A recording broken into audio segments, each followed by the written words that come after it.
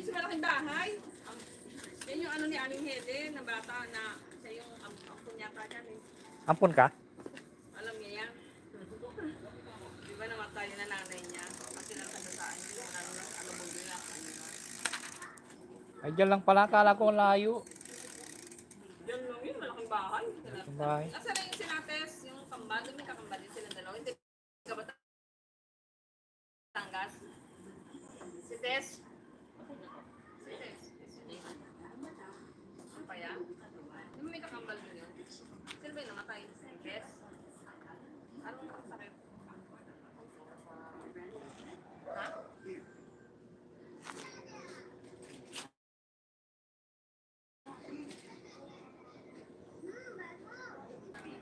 Bago mo yan.